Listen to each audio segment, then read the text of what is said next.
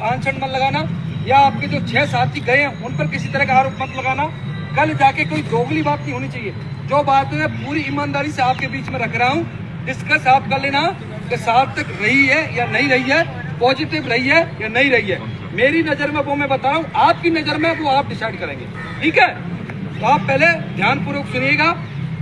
उन्होंने ज्ञापन लेने के बाद हम 6 सदस्य सारे बैठे हुए थे। उन्होंने पूछा कि मामला क्या है, तो मेरे द्वारा ही कहा गया था कि मामला सर कुछ नहीं है, मामला पहले से ही बना हुआ है। जिस तरीके से राजस्थान में आज संविदा कर्मचारियों की संख्या पूरे राजस्थान में मेडिकल के छोटे से बड़े संस्थान पर संविदा, नर्सेज, पैरामेडिकल, फार्मासिस्ट कर्मचारी कार्य कर रहे हैं और वर्तमान में उनको 7,900 रुपए पर नौकरी दी हुई है। और मांग सिर्फ इतनी सी है कि आप पूर्व भर्तियों की तरह, पूर्व के नियमों की तरह नर्सेज भर्ती 2013, 18 और 23 की भांति ही 23 तो अभी राजस्थान सरकार ने अभी उनको नियुक्ति देने का कार्य किया है, वो कंप्लीट भी नहीं है।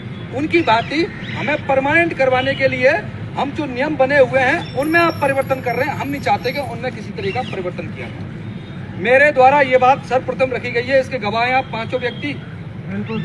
भाई आप एक बार हाथ उठाकर पांचों के पांचों फीमेल का महिला किसी भी तरीके की मैं कोई भी बात झूठ बोलूं तो कसम है आप 5 के 5 को आप यहीं मेरे मुंह पर कहने की ताकत रखना और हिम्मत रखना। कोई भी बात झूठ बोलूं तो 5 को यही बोल देना। उसके बाद उन्होंने कहा था कि अच्छा ये मामला है कि पूर्व में क्या होता था। मैंने कहा सर 1965 में आज से 16,000 साल पहले संविदा, नर्सेज, पैरामेडिकल और विभिन्न कर्मचारियों को नियमित करवाने के लिए 1965 के नियमों में संशोधन किया गया था और वो नियम ऐसे बनाए थे कि मेरिट प्लस बोनस से। तो उन्होंने इस लैंग्वेज को ऐसे समझ लिया कि एग्जाम बनाने के बाद मेरिट से।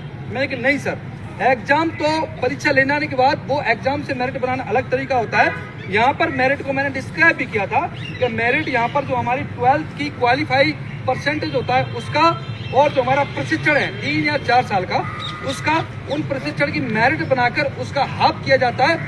देन फिर हमें अपने कार्य के हिसाब से प्रत्येक वर्ष का 10, 20, 30 अधिकतम बोनस अंक देने के बाद उसकी मेरिट सूची बनाई जाती है, तब हमारी चयन प्रक्रिया पूरी होती है। इस तरीके से मैंने एक्सप्लेन किया था, पूरी तरीके से एक्सप्लेन किया था।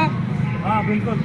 एक्सप्लेन करने के बाद उन्होंने समझा, फिर उन्होंने अपनी तरफ से बात कही कि ठीक है मेरे बात समझ में आ गई है।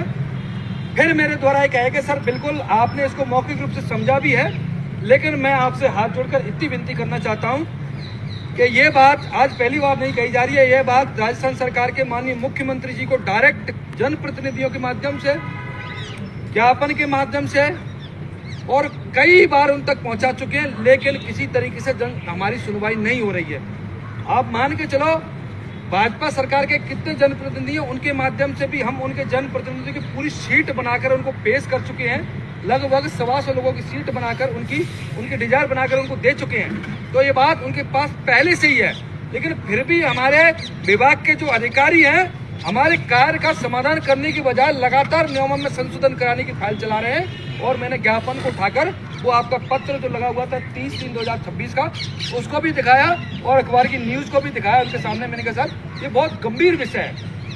आज ये लोग यहाँ पर एकत्रित इतने हुए हैं, इससे पहले भी कई बार धरनों के माध्यम में 5-5 हजार लोग एकत्रित हो रहे हैं, 2 साल से लगातार ज्ञापन दे रहे हैं। तो हमारा जो दर्द है वो मैं आपके सामने रोके नहीं बता पा रहा, मतलब मेरा जो दर्द है वो आपके सामने आंसू में नहीं ला पा रहा। बाकी आप ये समझिए कि सब लोग इतने व्यथित हैं कि आज स्थिति ऐसी है कि सब लोग इतने ज्यादा व्यथित है कि आप उनकी परेशानी का अंदाजा तक नहीं लगा सकते। इस तरीके की बात होने के बाद वो भी थोड़ा सा गंभीर हुए। फिर उन्होंने मुझे बताया कि आपका एड्रेस क्या है। मैंने कहा मेरा धौलपुर है। तो उन्होंने कहा कि मेरा भी मूल स्थान धौलपुर ही है, वो भी धौलपुर के ही रहने वाले। मुझे उन्होंने बाद में बताया कि मैं भी धौलपुर से हूँ। मैंने कहा सर, फिर उन्होंने पर्सनली सबसे उनका इंट्रोडक्शन भी जाना कि आप कहाँ से हैं, कोई जोधपुर से है, कोई बाड़मेर से है, कोई सीकर से है, सबके बारे में पूछा। सबसे पूछने के बाद पूरे मैटर को नोटेड भी किया हमारे सामने।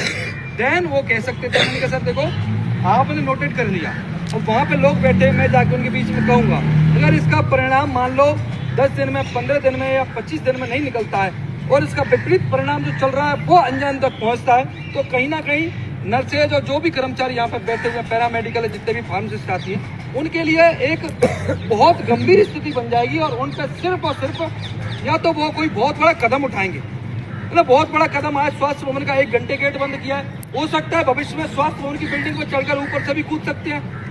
या राजस्थान में जितनी जो पानी की टंकियां बन रही हैं उन पर भी चल सकते हैं। और कोई उग्र आंदोलन हो सकता है तो क्यों ना इसका समाधान कर लिया जाए। और कोई विशेष नहीं मांगा जा रहा है।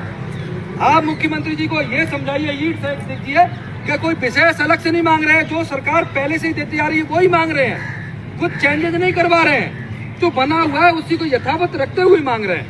तो इतनी सारी बातें हुई हैं।